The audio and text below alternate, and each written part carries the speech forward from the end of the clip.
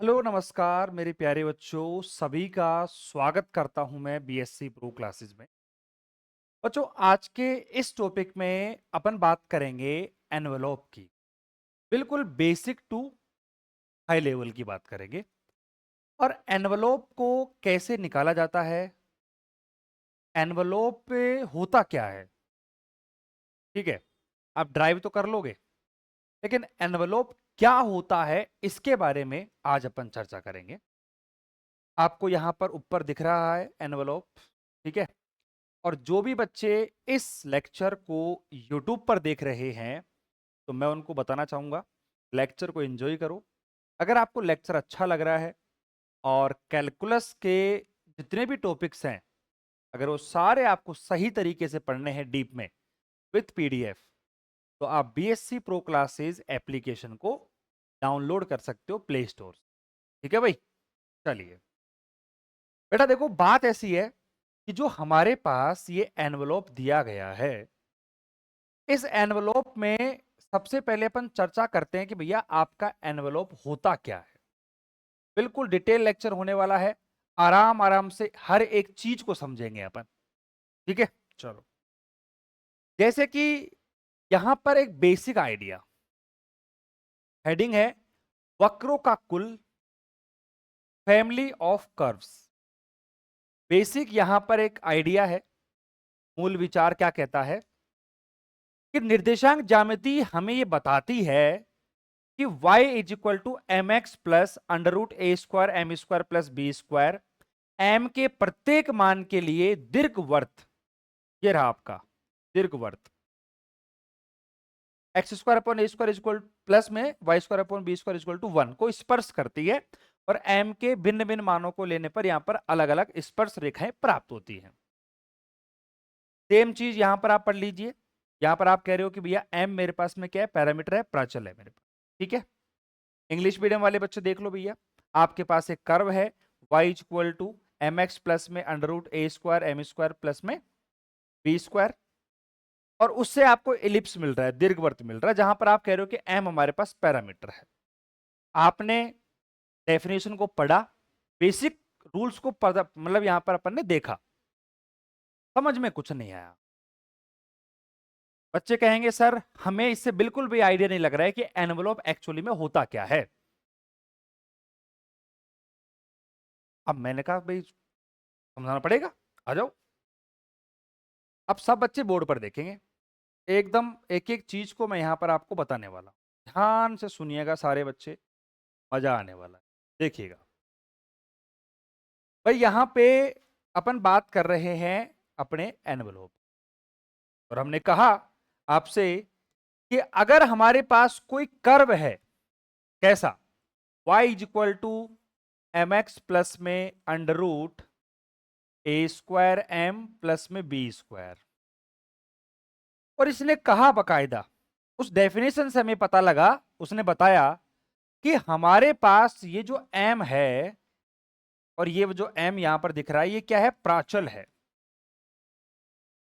क्या है बेटा, प्राचल। अब कई कह रहे हैं गुरुजी ये क्यों बता रहे हो आप, हमें तो एनवलप सीखना है ना, ये पता नहीं कर्व की बात कर रहे हो आप फालतू की। रुको तो सही भाई साहब, बेसिक से बता रहा हूं ना, रुको थोड़ा सा। इक्वेशन है, उसने कहा कि जब आप यहां पर m प्राचल पैरामीटर की वैल्यूज को चेंज करते हो, तो हमें यह मिलता है एक्स स्क्वायर अपॉन में a square plus y square upon में B square is equal to 1, जिसे आप क्या कहते हो, दीर्घवृत्त कहते हो, इलिप्स कहते हो। ये तो सब जानते हैं कि इलिप्स का इक्वेशन है। बना कैसे, हेलो, बना कैसे बेटा, ये बनता है, ध्यान से सुनना मजा आएगा, बहुत ही इंटरेस्टिंग चैप्टर है, बहुत ही सिंपल चैप्टर है। ठीक है, ये बना कैसे है, ध्यान से सुनना। आपके पास मान के चलो ये क्या है, एक कर्व है,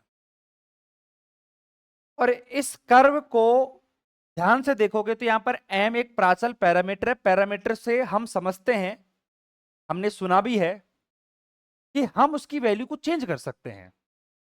m का मान मैंने कुछ भी रखा, अब वैल्यू को चेंज करते जाओ करते जाओ करते जाओ, हमें एक अलग अलग सी वैल्यू मिलती जाएगी। अलग अलग स्ट्रेट लाइन हमें मिलती जाएंगी, सरल रेखाएं मिलती जाएंगी। जैसे मैंने कहा कि भाई हमारे पास मान के चलो m का कोई भी मान है और उस मान पर हमारे पास वैल्यू कुछ ऐसे मिली।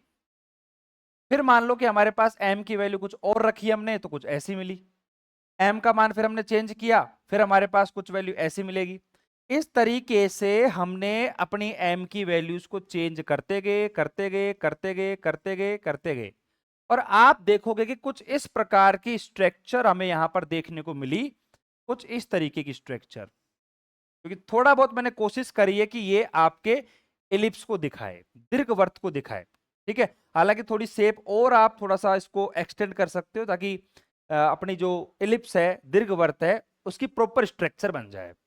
बट मेरा मेन कॉन्सेप्ट क्या है, मेरा मेन कॉन्सेप्ट ये है बेटा कि यहां हम अपने इस कर्व के अंदर पैरामीटर की वैल्यू को चेंज करके आप एलिप्स को बना सकते हो। और एलिप्स बना कैसे? हमारे उस कर्व में पैरामीटर की वैल्यू को चेंज करके।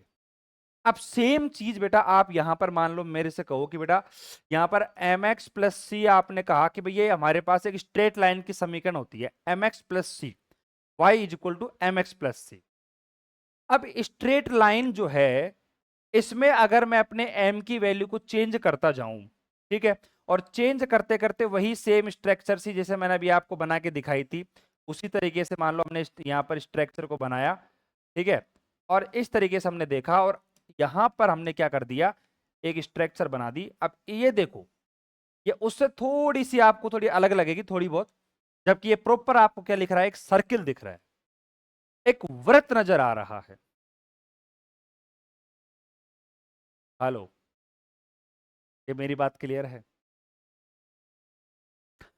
तो हमने यहां पर क्या देखा, हमने यहां पर देखा कि बहुत सारी स्ट्रेट लाइन यानी कि कर्व, वक्र मिलकर हमारी एक स्ट्रक्चर का निर्माण कर रही हैं, उसको बना रही हैं। जैसे कि आपने देखा यहां पर ये बहुत सारी स्ट्रेट लाइन इस तरीके से बनी और ये हमारे पास एक स्ट्रक्चर बन गई। जबकि हमारे पास तो यहां पर डिपेंड कर रहा है कि हमें कर्व क्या दिया गया है, कर्व क्या है, उस कर्व में पैरामीटर की वैल्यू को चेंज करके हम अपने इक्वेशंस को बना रहे हैं। अभी तक मैं एनवेलोप की डेफिनेशन पर नहीं गया हूं, ये बात ध्यान रखना, नहीं गया हूं मैं। इन दोनों बातों से हमारे पास दो पॉइंट निकल के आते हैं। एक तो निकल के आता है फैमिली ऑफ कर्व, ठीक है, फैमिली ऑफ कर्व, वक्र कुल, और एक और निकल के आती है हमारे पास पॉइंट, वो आता है पैरामीटर, प्राचल। इनका क्या सेंस है बेटा? सेंस ये है कि अगर मैं अपने कर्व के अंदर अपने पैरामीटर की वैल्यू को चेंज कर रहा हूं तो हमें बहुत सारे कर्व देखने को मिल रहे हैं। जो मैंने अभी आपको पीछे बताया कि भाई हमारे पास ये सर्किल है, तो सर्किल को बनाने के लिए बहुत सारी स्ट्रेट लाइन हमने बनाई, और स्ट्रेट लाइन कुछ इस तरीके से बन रही है कि वो आपस में मिलकर एक स्ट्रक्चर बना रही है, वो है आपका सर्किल, वो है आपका वृत्त। तो ये जो आपकी बहुत सारी स्ट्रेट लाइंस है ना, इन्हें कहते हैं फैमिली ऑफ कर्व, वक्र कुल का परिवार या वक्र कुल आप कह सकते हो। जहां पर बहुत सारी स्ट्रेट लाइन हो, बहुत सारे कर्व हो। अरे भाई एक बात बताओ, एक फैमिली कैसे बनती है? जब पर बहुत सारे लोग रहते हो। तो वही तो बात है, यहां पर बहुत सारी स्ट्रेट लाइंस है तो वो क्या हो गया, फैमिली ऑफ कर्व हो गया, वक्र कुल का परिवार हो गया। और उसमें पैरामीटर का रोल है, प्राचल का रोल है कि पैरामीटर की वैल्यू चेंज करोगे तभी तो आपको वैल्यू अलग अलग मिलेगी।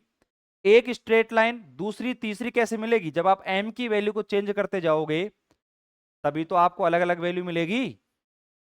बात तो सही है। तो ठीक है सर, कोई दिक्कत नहीं है।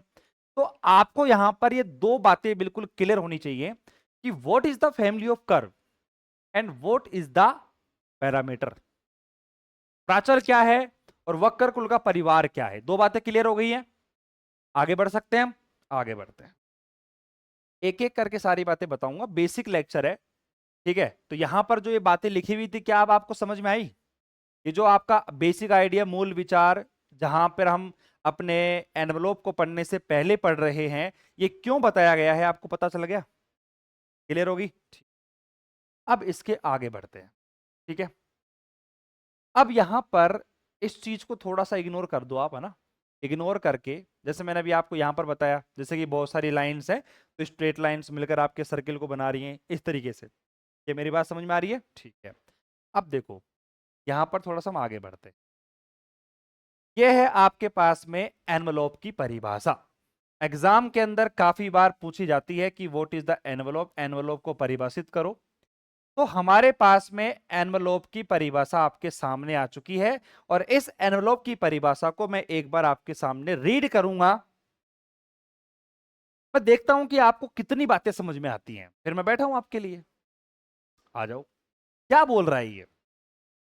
वह वक्र जो किसी वक्र कुल के प्रत्येक सदस्य को स्पर्श करता है तथा स्वयं के प्रत्येक बिंदु पर उस कुल के किसी न किसी सदस्य द्वारा स्पर्श किया जाता है, उस वक्र कुल का एनवलोप कहते हैं, उस वक्र कुल को एनवलोप कहते हैं। जो आपका वक्र है उसे एनवलोप कहा जाता है। इंग्लिश मीडियम की बात करें, ये curve which touches every member of family of curves and is itself touched at each of its point by some members of that family is called the envelope of the family। बात clear? यहां पर अगर आप थोड़ा focus करोगे तो थोड़ा मामला मिक्स सा हो रहा है। बच्चे कह रहे हैं सर परिभाषा को हमने पढ़ा, एक बार पढ़ा, दो बार पढ़ा, मैं साइड हो जाता हूं, आप पढ़ लो एक बार दो बार इसको पढ़ो। आप नोटिस करोगे ना कि यहां पर वह वक्र, इस लाइन को फोकस करो, वह वक्र जो किसी वक्र कुल के प्रत्येक सदस्य को स्पर्श करता है, ठीक है, तथा स्वयं के प्रत्येक बिंदु पर उस कुल के किसी न किसी सदस्य द्वारा स्पर्श किया जाता है, उस वक्र कुल का एनवलोप कहलाता है। बहुत कंफ्यूजिंग लगेगा, आप कहोगे सर क्या बता रहे हो, कुछ समझ में नहीं आ रहा, मतलब पढ़ तो लिया, एग्जाम में लिख के भी आ जाएंगे, बट मजा नहीं आया बिल्कुल भी। इंग्लिश मीडियम वाले देखो एक बार, एक कर्व, ठीक है, विच टचेस एवरी मेंबर, ठीक है, विच touches every member of family of curves and itself touched at each of its point by some member of that family is called the envelope of the family। बिल्कुल मजा नहीं आया, कह रहे हो sir क्या पढ़ा रहे हो, बुक की डेफिनेशन आप उठा के लेके आ गए, परिभाषा तो बेटा यही है, एग्जाम में आपको यही लिखनी पड़ेगी। बट इस परिभाषा को मैं अगर ऐसे उंगलियों पे याद ना करा दूं तो फिर पढ़ने का क्या फायदा मेरे से, है कि नहीं भाई? सही बात है, समझा दें? आज समझा दें, ठीक है। डेफिनेशन मैंने पढ़ा दी है, कुछ समझ में नहीं आया, लेकिन अभी मैं 2 मिनट बाद जब लौटूंगा आप कहोगे सर डेफिनेशन का एक एक वर्ड हमें याद है, हम इसको भूल ही नहीं सकते। चलो अब आ जाते हैं मुद्दे की बात पर, आ जाओ सारे बच्चे। देखो, अब मैंने आपको फैमिली ऑफ कर्व तो बता दिया है, बता दिया ना। पता है डेफिनेशन में दो बातें हैं, अगर आप नोटिस करो तो। पहली बात ये कह रही है कि आपका जो कर्व है, जो फैमिली ऑफ कर्व है, वो पूरा का पूरा टच होना चाहिए आपके एनवलप से। और दूसरा पॉइंट ये कह रहा है आपसे कि आपका जो एनवलप बना है उसका एक पॉइंट जो है कहीं ना कहीं टच होना जरूरी है। बच्चे कह रहे हैं कुछ समझ में नहीं आ रहा गुरुजी, क्या बता रहे हो, समझ में नहीं आ रहा ना समझ में। अब मैं बताता हूं, एक बेसिक सा एग्जांपल ले लूं, आ जाओ सारे बच्चे। देखो बेटा, एग्जांपल आपके सामने है। मैंने कहा कि हमारे पास 1 2 3 4 5 6 7 8 ये हमने क्या करे, बहुत सारी प्लेट ले ली। क्या ले ली भैया, प्लेट। ठीक है, प्लेट ले ली, और ये प्लेट आपस में एक दूसरे से कनेक्टेड भी हैं। तो एक काम करो, इनको आपस में कनेक्टेड रखो, है ना। ये जो प्लेट है ना, ये आपस में एक दूसरे से कनेक्टेड भी हैं। देखो ये इस प्रकार से कनेक्टेड है। ये प्लेट मैंने रखी है आपस में इस तरीके से कनेक्टेड है। ठीक है भाई साहब, क्लियर। पहली बात, मैंने क्या किया कि इन सभी प्लेटों को एक स्ट्रेट लाइन के द्वारा इस तरीके से टच करवा दिया, बिल्कुल एज इट इज, ध्यान रखना, बिल्कुल। तो अब क्या देखने को मिला, एक मिनट रुको, वापस कहां गई वो लाइन, वापस क्या, ये देखो, मैंने इन सभी प्लेटों को आपस में कनेक्ट कर दिया है एक लाइन से। बोलो सर कोई दिक्कत नहीं, कर दिया कनेक्ट। अब इससे क्या फर्क पड़ेगा, इससे फर्क ये पड़ेगा कि ये जो आपकी प्लेटें हैं ना, प्लेटें, ये तो है आपके फैमिली ऑफ कर्व, वक्र कुल का परिवार है ये। कौन, आपकी प्लेटें। और ये जो मैंने स्ट्रेट लाइन बनाई है ना, ये ऐसी लाइन है जो इन सभी फैमिली मेंबर से कनेक्ट है।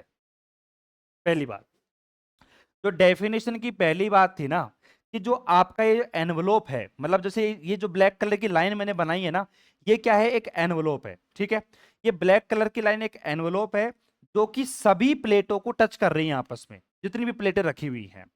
तो यहां पर आपने क्या देखा कि जो एनवलोप है ये सभी प्लेट को टच कर रही है। कर रही है कि नहीं कर रही है, बताओ आप तो।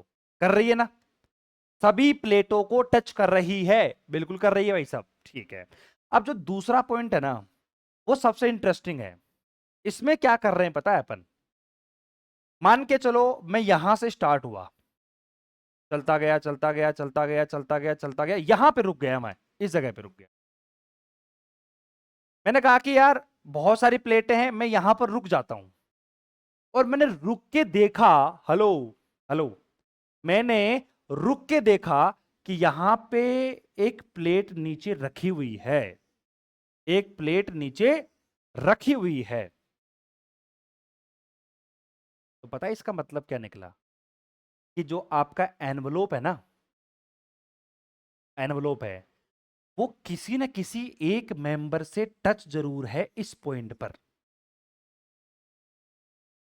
अब आपको दोनों बातें समझ में आ गई होंगी। एक बार मैं डेफिनेशन पढ़ा देता हूं, रुको रुको रुको, मैं एक बार आपको डेफिनेशन पढ़ा देता हूं, आपको मजा आ जाएगा। देखो बिल्कुल आराम आराम से पढ़ूंगा, वो जो डायग्राम मैंने बनाया ना उसको माइंड में रखना, एक बार आप रखो माइंड में। देखो, वह वक्र जो किसी वक्र कुल के प्रत्येक सदस्य को स्पर्श करता है, ठीक है, तथा स्वयं के प्रत्येक बिंदु पर उस कुल के किसी ना किसी सदस्य द्वारा स्पर्श किया जाता है, उस वक्र कुल का एनवलोप कहलाता है। तो आपको समझ में आ गया, पहली लाइन का मतलब वो जो पूरी लाइन थी ना ब्लैक कलर की, वो सबको टच करनी जरूरी थी।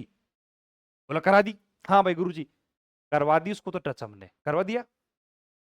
दूसरी बात क्या कह रही है, कि जब भी मैं, वो स्ट्रेट लाइन थी मान लो, उस पर मैं चलूं ऐसे, ठीक है, ऐसे चलूं, हेलो हेलो, ऐसे चल रहा हूं, और जब मैं उस पर चलूं और मैं किसी एक पॉइंट पर रुक जाऊं और मैं नीचे देखूं, तो मुझे कोई ना कोई मेंबर दिखना चाहिए। अच्छा मैं यहां पर रुका हूं ना, तो नीचे मेंबर होना जरूरी है। अगर मेंबर नहीं हुआ ना, तो वो एनवलोप नहीं बनेगा। तो अब उस कंडीशन में ध्यान देना भाई साहब, ये देखो, अब इस कंडीशन में आप देखो ध्यान से कि यहां पर ये जो ब्लैक कलर की लाइन है तो एनवलोप हो गई, एनवलोप है ना, है वही, ये एनवलोप सभी से टच में भी है, और इसके किसी भी पॉइंट पर रुक जाओ, यहां पर रुक जाओ, यहां पर रुक जाओ, कोई ना कोई मेंबर यहां पर जरूर है, कोई ना कोई मेंबर यहां पर जरूर खड़ा है। अब कोई कहेगा सर ये जो प्लेटें आपस में आपने चिपका रखी हैं, क्या इन प्लेटों को हम दूर दूर रख सकते हैं? अरे रख दो, कोई दिक्कत नहीं है, उससे कोई फर्क नहीं पड़ता। मैं तो बता रहा हूँ ये जनरल एग्जाम्पल है, समझ गए मेरी बात को आप? बट मेरी बात को समझ गए ना आप, दोनों पॉइंट समझ गए? अब इसी बात को हम ना इस पे अप्लाई करते हैं, इस पे, ये जो ये डायग्राम बनाया था अपन ने, आप देख रहे हो यहाँ पे जितने भी स्ट्रेट लाइन जो है ना, ये सारी रेड कलर की, ये सारी रेड कलर की स्ट्रेट लाइन क्या कह रही है भैया? ये कह रही है कि ये एक फैमिली ऑफ कर्व है, वक्र कुल का परिवार है, ठीक है? और ये वक्र कुल का परिवार एक क्या बना रही है? सर्किल बना रही है। जो सर्किल जो बना है ना, यहाँ पे जो वृत्त बना है, ये जो सर्किल बना है, ये जो वृत्त मेरे पास में है, ये वृत्त ही क्या है आपका? एनवलोप। अब आप कहोगे सर ये वृत्त ही एनवलोप क्यों है? ये वृत्त ही एनवलोप क्यों है? क्योंकि बेटा उसकी दो शर्तें होती है। पहली शर्त ये कहती है कि जब भी आप अपने एनवलोप को चेक करो तो आपका ये जो जितने भी आपकी ये लाइन है, स्ट्रेट लाइन, क्या उन सभी से टच में है? पहला पॉइंट। आप कहोगे सर बिल्कुल, ये जो सर्किल है ये सभी लाइनों के टच में है, ठीक है? दूसरा दूसरा पॉइंट ये कहता है कि जब भी मैं सर्किल की बाउंड्री पे घूम रहा हूं, घूम रहा हूं, मेरा मन किया कि मैं यहां पर रुक जाऊं, और मैंने रुक के देखा कि जब इस पॉइंट पर मैंने रुका और मैंने देखा कि यार इस पॉइंट पर भी यहां पर एक रेड लाइन दिख रही है आपको, यानी कि जब मैं कोई पॉइंट पर रुकूंगा तो उस पॉइंट पर कोई ना कोई मेंबर मुझे मिलना चाहिए।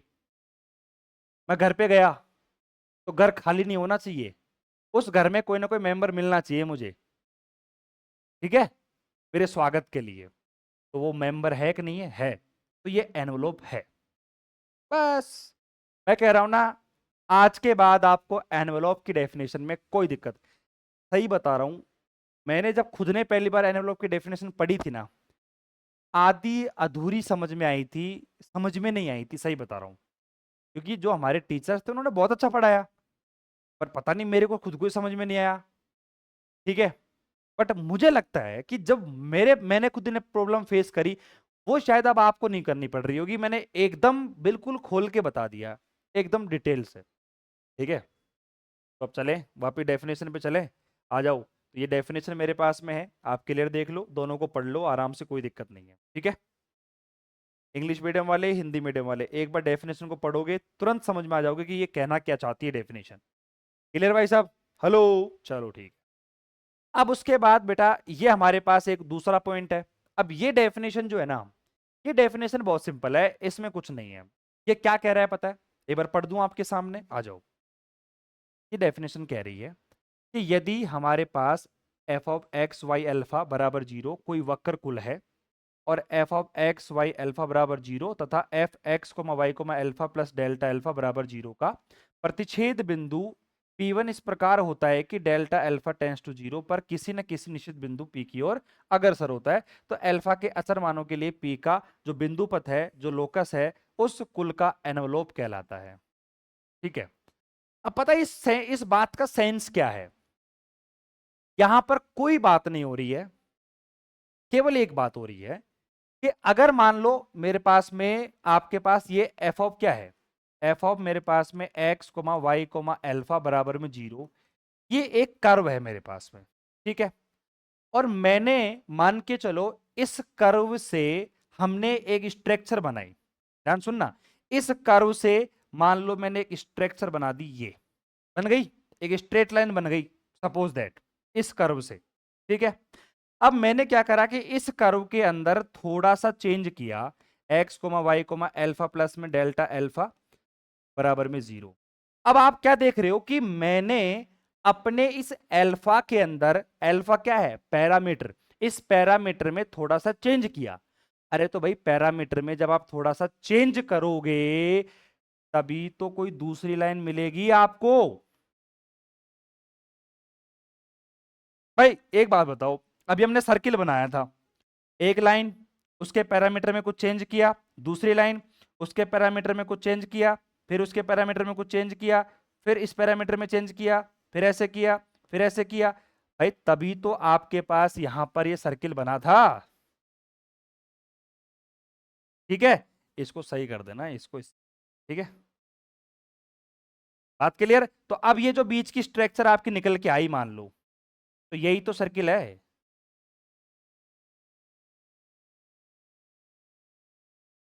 ये तो मैंने कुछ ज्यादा कर दिया, ठीक है, ये तो आपका सर्किल बन गया। तो ये यही कहना चाहता है आपसे कि भाई हमारे पास एक पॉइंट है, उसमें आप थोड़ा सा alpha plus delta alpha change कर दो, तो चेंज करने के बाद में एक दूसरी स्ट्रेट लाइन बन के आएगी, और दूसरी लाइन बनेगी, आपस में यहां पर इंटरसेक्ट करेंगे। इसने बोला कि यहां पर वह निश्चित बिंदु P की ओर अग्रसर होगा, तो अल्फा के अचर मानों के लिए P का बिंदु पद, यानी कि जो लोकस मेरे पास में होगा वो एनवलोप बन जाएगा। तो ये जो ये क्या है, जैसा आपने मान लो पैरामीटर को चेंज किया, तो यहां पर एक पॉइंट बना, फिर ये दूसरा पॉइंट बना, फिर ये तीसरा पॉइंट बना, चौथा बना, पांचवा बना। तो ये क्या है, ये पूरा का पूरा एक लोकस है, ये पूरा का पूरा एक बिंदु पथ है बस, और उसी से आपका एक एनवलोप बनेगा। और एनवलोप की तो कंडीशन पता है डेफिनेशन नंबर फर्स्ट में।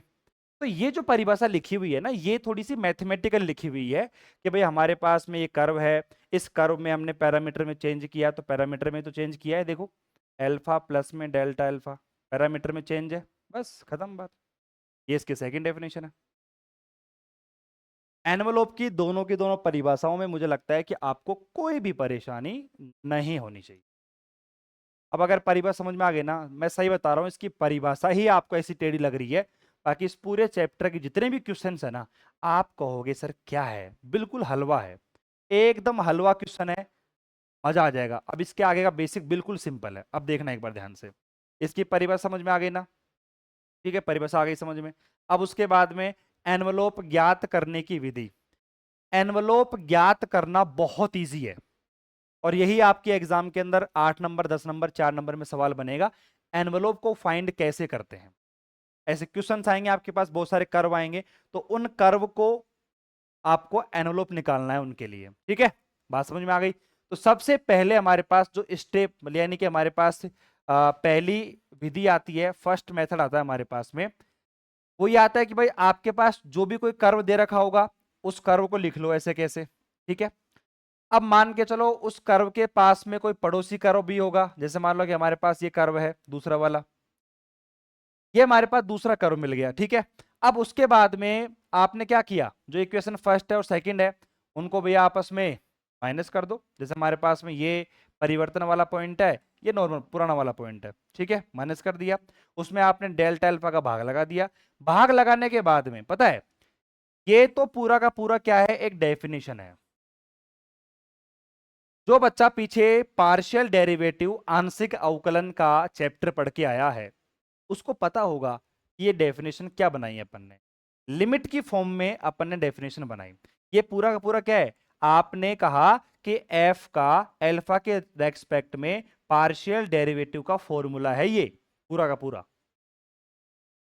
बात समझ में आ गई ना आपको, यानी कि जो कर्व दे रखा होगा, उस कर्व को अगर मुझे डेरिवेटिव की फॉर्म में चेंज करना हो तो ये तरीका है, पर ऐसे कोई सवालों में चेंज करने की नीड नहीं पड़ेगी, अपन डायरेक्ट अपन अपने फंक्शन का अल्फा के रेस्पेक्ट में जो भी पैरामीटर होगा उसके रेस्पेक्ट में डेरिवेटिव कर देंगे, बराबर में 0, ठीक है।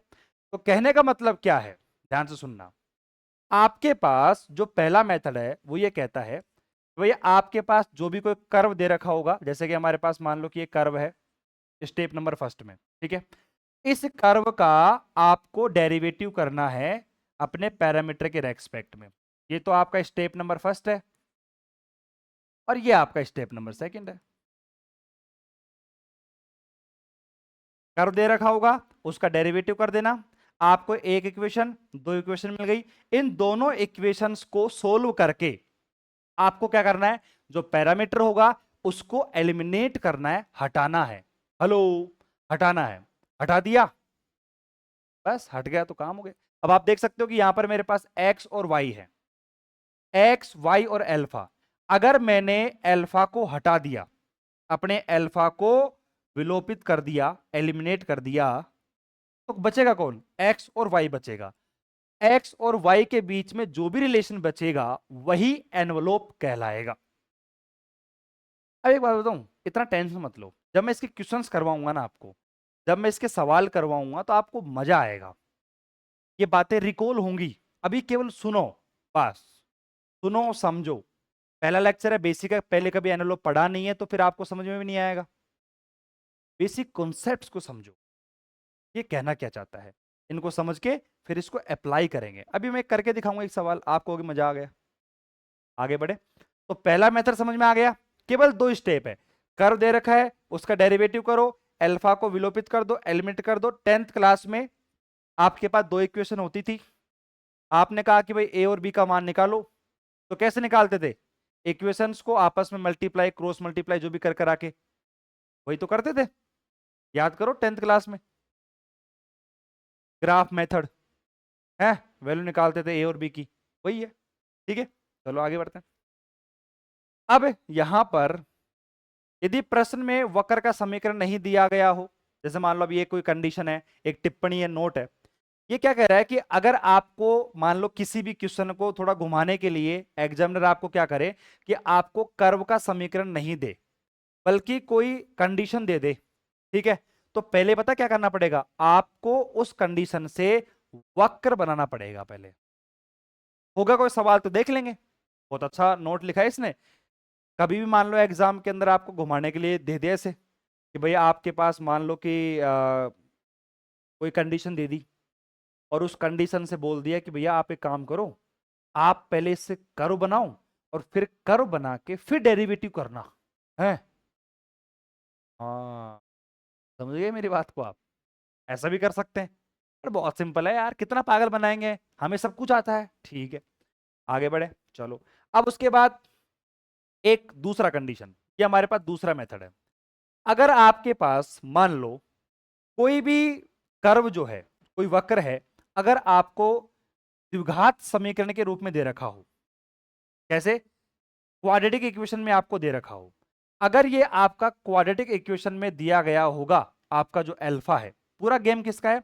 अल्फा, अल्फा का, अल्फा स्क्वायर है, अल्फा है प्लस यहां पर सी है, तो ये तो कांस्टेंट है, ए बी सी वगैरह को छोड़ दो आप, लेकिन अल्फा स्क्वायर अल्फा है, तो अल्फा अगर आपको कैसा दिखे, द्विघात के रूप में दिखे, क्वाड्रेटिक की फॉर्म में दिखे, आप सीधा आंख बंद करके एक फॉर्मूला लगा देना, बी स्क्वायर माइनस का 4ac बराबर में 0। बस ये फॉर्मूला लगाते ही आपको आपका जो एनवलोप है वो मिल जाएगा, बात खत्म, बस। ठीक है, बात समझ में आ गई?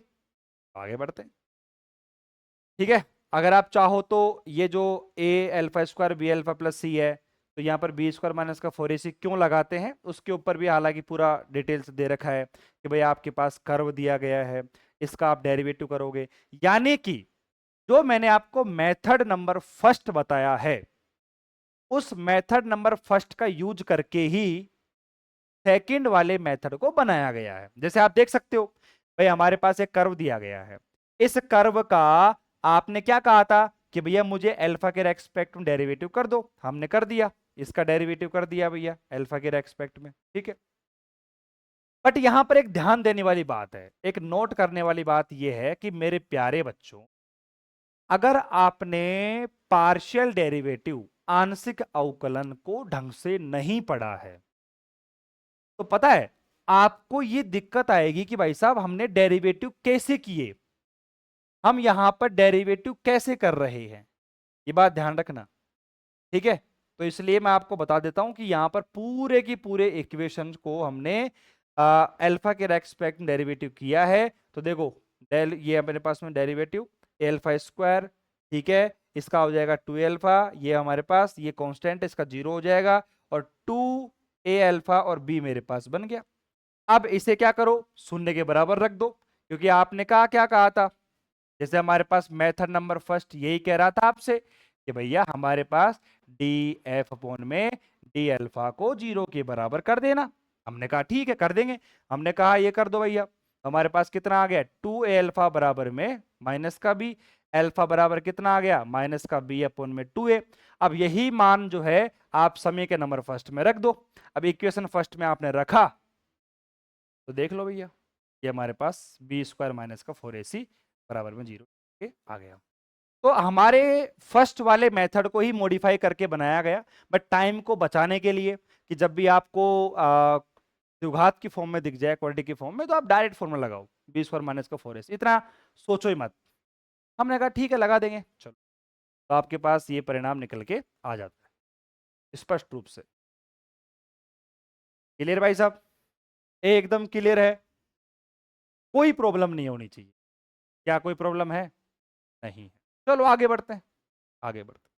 अब देखो ये एक वैकल्पिक मेथड है, ठीक है, कि एनवलोप जो आपका है अगर वो एवरी मेंबर से कनेक्टेड है, एनवलोप टच ईच मेंबर, ठीक है, तो आपका जो एनवलोप है वो सभी सदस्यता से कनेक्ट होता ही है, ठीक है। तो उसकी एक थ्योरम है मेरे पास में, देखो भाई, एक नॉर्मल सी थ्योरम है, अगर आप पढ़ना चाहो तो पढ़ सकते हो, और अगर आप इग्नोर करना चाहो तो इग्नोर भी कर सकते हो, ठीक है, नोट्स में लिखी हुई है, आप पढ़ना चाहो तो पढ़ सकते हो, ठीक है भाई साहब। चलो, अब थ्योरम क्या कहती है थोड़ा सा मैं आपको एक्सप्लेन कर देता हूं। क्या कह रही है कि भाई आपका स्टेटमेंट क्या कहता है कि द्वितीय परिभाषा के आधार पर ज्ञात किया गया वक्र कुल का एनवलोप कुल के प्रत्येक सदस्य को स्पर्श करता है। अब ये आपकी थ्योरम है, स्टेटमेंट है, ये क्या कह रही है कि आपका जो सेकंड वाला मेथड है और सेकंड वाले मेथड से जो भी आपने एनवलोप फाइंड किया है, जो आपने एनवलोप निकाला है, वो एनवलोप आपके कर्व के एवरी मेंबर को टच करता है, एवरी मेंबर को टच करता है। कभी की सवाल में क्या पता ऐसा प्रूफ करवा ले आपसे, तो ये फॉर्मूला, ये थ्योरम आपके काम आ सकते, ठीक है। अब इस फॉर्मूले, इस नियम को समझने के लिए बेटा मैं आपको बता दूं कि आपको कुछ बेसिक फॉर्मूलेस पता होने चाहिए, जो कि आपने पार्शियल डेरिवेटिव में सीखे होंगे, जैसे कि मैं उम्मीद कर सकता हूं, जैसा आपने एक चेन रूल सीखा होगा, वहां पर श्रृंखला नियम सीखा होगा, जैसे कि मान लो डी एफ अपॉन में डी अल्फा है, तो आपको पता है कि यहां पर जो आपके पास में वैल्यू है, आपके पास जो फंक्शन है जो लेके चलते हैं अपन, function x comma Y comma alpha लेके चलते हैं, चलते नहीं चलते? तो अगर मैं इसको श्रृंखला रूप में लिखूंगा तो ध्यान देना एक बार ये कैसे लिखा हुआ है, क्योंकि देखो यहां पर बार बार समझाने की नीड नहीं है, अगर आप इस चीज को पार्शियल डेरिवेटिव में सीख के आते हो तो ये बकायदा एक फॉर्मूला ही है, ठीक है ना।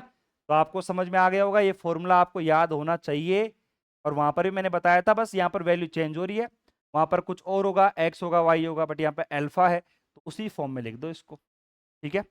और एक मेरे पास में आया था इम्प्लीकेट फॉर्मूला, याद करो, स्पर्श रेखा की प्रवणता, slope of tangent, implicate differentiation, implicate मैंने आपको बताया था, लास्ट लास्ट में देखना एक बार, इम्प्लीकेट फंक्शन मैंने बताया था, तो ये भी एक क्या है, फॉर्मूला है, डी वाई अपन में D X is equal to minus का, यानी कि ये टोटल डेरिवेटिव है, ये पार्शियल है, ये रिलेशन है एक तरीके से, समझ में आ रहा होगा वो तो। भाई ये एक बात तो, इसमें और इसमें तो डिफरेंस समझ में आ ही रहा होगा ना आपको, हेलो, क्लियर भाई साहब यहां तक? ठीक। अब उसके बाद में देखो सिंपल सा गेम है इसका, अगर अपन वो करते हैं तो भाई देखो सबसे पहले तो हमारे पास जो कर्व दे रखा है क्या है, एफ ऑफ एक्स को वाई को अल्फा बराबर में 0। हमने एनोलोप प्राप्त करने के लिए क्या करेंगे, हम इसका एफ का अल्फा के रेस्पेक्ट में डेरिवेटिव करेंगे, पार्शियल डेरिवेटिव, आंशिक अवकलन करेंगे, तो डी एफ अपन में डी अल्फा बराबर में 0, ठीक है, बहुत अच्छी बात है। अब उसके बाद इक्वेशन फर्स्ट और सेकंड से हमने क्या करा कि यहां पर निकाले एनवलोप, क्योंकि आपको पता है कि भाई फर्स्ट और सेकंड से ही हम एनवलोप निकालेंगे, यानी कि अपने अल्फा को एलिमिनेट करते हैं ना अपन। तो यहां पर क्या हुआ कि आपने जब यहां पर फर्स्ट और सेकंड को सोल्व किया तो x बराबर मेरे पास में फाई और y बराबर में साइन अल्फा मेरे पास निकल के आया। अब बहुत सारे बच्चे कह सकते हैं कि सर फाई और साइन कहां से क्या आ गया, तो बेटा एक थ्योरम है, ठीक है ना, ये कोई क्वेश्चन नहीं है, यहाँ पर वो लॉजिक मत लगाना कि सर आपने ऐसा समझाया था हमें तो ये क्यों नहीं हो रहा है, ठीक है। यहां पर ये थ्योरम है, इसके स्टेटमेंट को प्रूफ करने के लिए अपन ऐसा कर रहे हैं, ठीक है, बहुत ही बोरिंग थ्योरम है, कोई काम की नहीं है, मतलब इतना काम की नहीं है, ठीक है, बट ये है कि चलो सिलेबस में है तो अपन उसको कंसिडर कर रहे हैं, ये कह सकते हो आप, ठीक है। चलो, तो मान के चलो हमारे पास इक्वेशन फर्स्ट और सेकंड को हल करने पर, जो कि हमारे पास में फर्स्ट और सेकंड को सोल्व करोगे, और ये पता है आपने जब फर्स्ट और सेकंड, अब यहाँ पर कोई वैल्यू थोड़ी दे रखी है, अब कई बच्चे सोचेंगे कि यार फर्स्ट और सेकंड को सोल्व करने पर ये कैसे आ सकता है, तो बेटा ये जनरल वैल्यूज होती हैं, जब भी आपको पता है कोई थ्योरम कोई स्टेटमेंट होता है, तो जैसे मान लो साइंटिस्टों ने प्रूफ किया होगा, यहाँ पर कोई ना कोई वैल्यू मान के चले होंगे, ठीक है, उसके बाद में ये वैल्यू इस तरह की कुछ निकल के आई होगी, तो ये लेट किए हुए वैल्यूज है, ये मानी हुई वैल्यूज है। जब कोई कैलकुलेशन होगी ना तो मैं मिस नहीं करूंगा, इसमें क्या कैलकुलेशन है अब बताओ। इक्वेशन फर्स्ट और सेकंड को हल करने पर, अब इसको क्या हल करेंगे अपन, सोचो ना थोड़ा सा, नहीं है ना। तो ये स्टैंडर्ड वैल्यू है एक तरीके से कि इसको साइंटिस्टों ने सोल्व किया और ये अपन को दे दी वैल्यू कि एक्स बराबर मेरे पास फाइव अल्फा, वाई बराबर में साइन अल्फा मेरे पास, ठीक है। उसके बाद हमारे पास इक्वेशन नंबर थर्ड है। अगर इक्वेशन नंबर थर्ड आपके ये जो वैल्यू निकल के आई है, ये फर्स्ट और सेकंड दोनों को सोल्व करने पर निकल के आई है, एक्स बराबर और फाइव बराबर। अब आप सोचो कि जब आप इन दोनों की वैल्यूज को सोल्व करके ये निकाल रहे हो, तो क्या इस वैल्यू को मैं इधर पुट करूंगा तो इसको सेटिस्फाइड नहीं करेगा। भाई वही तो बात है ना, दो इक्वेशन से आपने कोई वैल्यू निकाली, तो जो वैल्यू निकली है वो हमारे इक्वेशन को सेटिस्फाई तो करेगी, तो वही तो लिख रखा है। तो यहां पर आपने कहा कि इक्वेशन नंबर थर्ड जो है, एक्स और वाई का जो समीकरण है ये फर्स्ट के अल्फा के प्रत्येक वैल्यू को संतुष्ट करेगा। हमने कहा ठीक है, तो आपके पास जो इक्वेशन फर्स्ट है उसका आपने अल्फा के सापेक्ष पूर्ण अवकलन, ध्यान रखना इसने क्या बोला, पूर्ण अवकलन, टोटल डेरिवेटिव,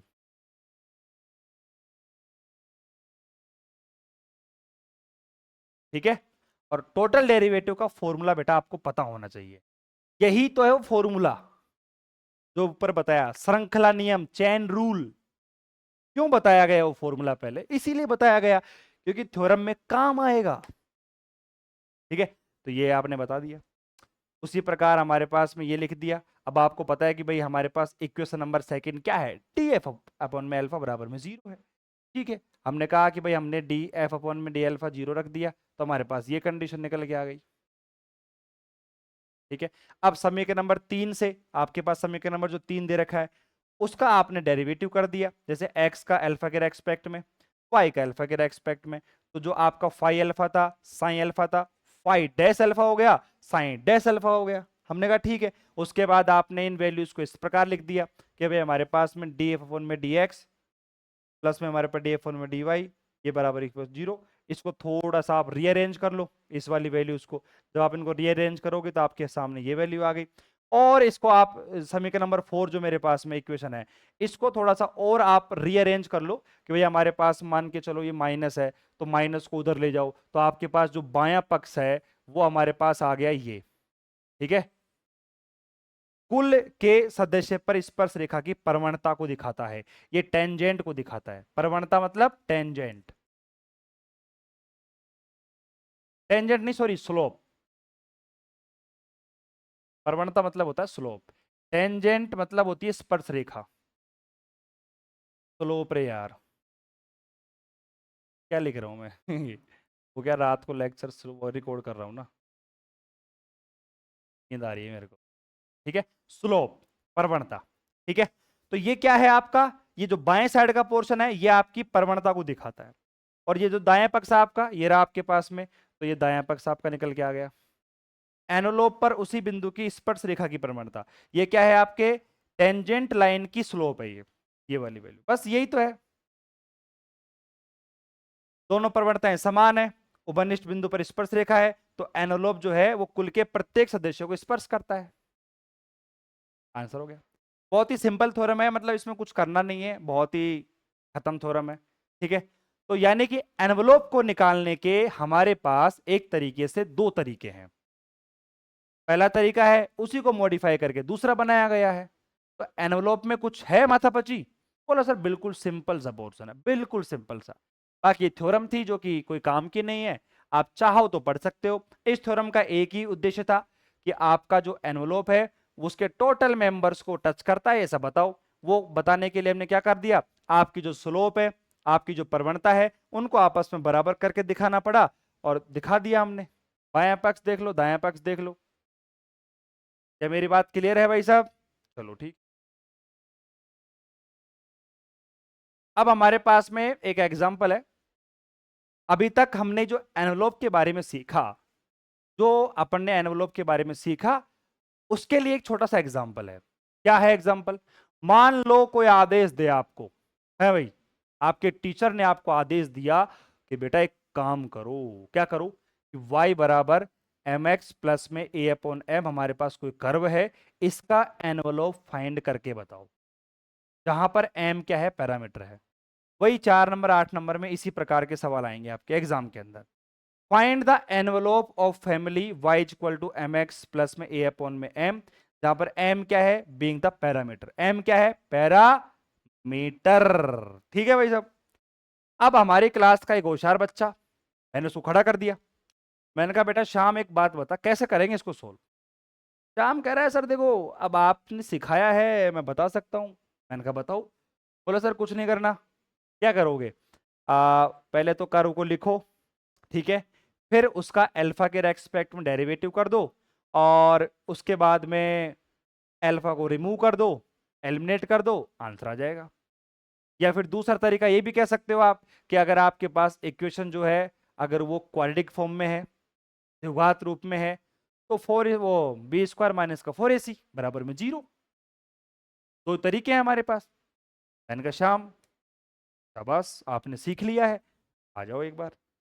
देखो आपके पास दिया गया कर्व है y बराबर एम एक्स प्लस ए अपॉन एम। अब देखो इस प्रकार का कर्व हो जब अपोन में कुछ वैल्यू हो, तो हमने क्या करा कि अपोन को हटाने के लिए हमने ऊपर m से गुणा कर दिया, मल्टीप्लाई कर दिया, तो यहां पर आ गया एम वाई प्लस में एम स्क्वायर एक्स प्लस में ए। अब आप देखो हमने क्या करा, इस एम वाई को इधर बुलाया, तो एक्स एम स्क्वायर माइनस का वाई एम प्लस में ए बराबर में 0। ये पूरी की पूरी इक्वेशन एक द्विघात समीकरण बन चुकी, क्वाड्रेटिक इक्वेशन बन चुकी है, क्योंकि m यहाँ पर पैरामीटर है, तो एम स्क्वायर है, m है और अल्फा है। ठीक है, अल्फा क्या मतलब जो भी a लिखा हुआ है यहाँ पर a है, ये द्विघात की फॉर्म में है। आपको पता है कि यार यहाँ पर a की वैल्यू x है, b की वैल्यू यहाँ पर माइनस का y है और c की वैल्यू a है। ठीक है, और हमें फॉर्मूला पता है कि सर हमें एनवलप निकालने के लिए ऐसी कंडीशन में बी स्क्वायर माइनस का 4ac लगाना पड़ेगा, तो लगा दो। तो यहाँ पर हमारे पास b का मान रखो, a का मान रखो, c का मान रखो, आंसर आ गया, और यही आपका एनवलप। अब बताओ जो बच्चे त्राही त्राही कर रहे थे कि सर एनवलप इतना टफ है कैसे करेंगे, ठीक है, क्या इसमें कुछ टफ लगा? कुछ नहीं है। कैलकुलस एक बहुत इजी सब्जेक्ट है। ये टफ क्यों लगती है बच्चों को पता है? क्योंकि इसमें बहुत सारे टॉपिक्स हैं, बहुत सारे लेक्चर्स हैं, तो बच्चे घबराते हैं कि यार इतना कैसे पढ़ेंगे, इतना कैसे पढ़ेंगे। जबकि अगर मेरे माइंडसेट से सोचो तो बेटा एक्चुअल में पूरे कैलकुलस को पढ़ने में 15 दिन बहुत है, 10 से 15 दिन, अगर आप 3-4 घंटे पढ़ते हो तो। अगर मैं कहूं कि अगर आपके पास 5 दिन है कैलकुलस को पढ़ने के लिए, और आप डेली का 10 घंटा पढ़ सकते हो, पूरी कैलकुलस रटवा दूं मैं आपको, पूरी कैलकुलस। ठीक है, और ओनली पास ही होना है, तो 4 यूनिट 5 यूनिट जितनी भी आपकी आती हैं एग्जाम के अंदर उसका 50% पढ़ लो, 50 नहीं 60 पढ़ लो। और 60% पढ़ने के लिए 3 दिन बहुत है, 4 दिन बहुत है, 5 दिन ले लो बस। ठीक है, आगे बात समझ में। तो एनवलोप का पूरा फंडामेंटल आपको समझा दिया मैंने, बिल्कुल लिख लिख के समझा दिया, एक एक चीज समझा दी। देखो मेरा पहला लेक्चर जो रहेगा ना वो बिल्कुल बेसिक रहेगा, उसमें मैं जी जान लगा दूंगा समझाने के अंदर। अब आगे के जो लेक्चर्स है ना, पता है मैं कैसे करूंगा, देखो मैं ऐसे करवाऊंगा, ऐसे, क्योंकि अब उनमें क्या बताना है, केवल एक कर्व होगा, उसका हमें डेरिवेटिव करना है, उसकी कैलकुलेशन करनी है, और हमारा आंसर आ गया, बस ये काम करना है। अगले दो लेक्चर और आएंगे, मुश्किल से 2 लेक्चर में हमारी एनवलप खत्म, 3 लेक्चर में एनवलप खत्म, और इसमें से एक क्वेश्चन बाहर नहीं जाएगा, ये मेरी गारंटी है। और बताओ अगर इसमें से क्वेश्चन बनता है एग्जाम के अंदर तो बाहर और नहीं जाएगा, ये मैं कह सकता हूं। और अगर बाहर जा भी गया भी तो एक दो ही मेथड है, कोई सा भी सवाल आ जाए एग्जाम के अंदर, हम डरते थोड़ी हैं। जब मैं आपको एक टॉपिक के ऊपर 10 12 15 क्वेश्चन करवा दूंगा तो एग्जाम में कुछ भी आ जाए क्या परेशानी है, आप कर सकते हो इजीली। बताओ कर सकते हो नहीं कर सकते हो? कर सकते हो। ठीक है, चलो तो मिलते हैं अपन नेक्स्ट लेक्चर में। आज के लेक्चर के लिए ये है, और ये समरी देख लो भैया, क्योंकि समरी टेबल, अरे नोट्स में अल्टीमेट बनवाए हैं यार। देखो क्विक समरी देख लो भाई साहब, हमारे पास वक्र की फैमिली है, तो हमारे पास देखो ये प्राचल मेरे पास में है, फॉर्मूला वगैरह आपके पास दिया गया है। ठीक है, अगर ये होगा तो ये हो गया। प्रवणता हमारे पास जो टेंजेंट है, फिर स्लोप है, प्रवणताएं तो लिख लो स्लोप। इंग्लिश मीडियम वालों को समझ में नहीं आता है कि प्रवणता क्या होती है, वो कहेंगे क्या सीन है, स्लोप मेरे पास में। ठीक है, ठीक है भाई सब। चलो मिलते हैं नेक्स्ट लेक्चर में, तब तक के लिए टेक केयर, बाय बाय, धन्यवाद, जय हिंद, जय भारत, राधे राधे बेटा, जय श्री कृष्णा। ठीक है, चलो।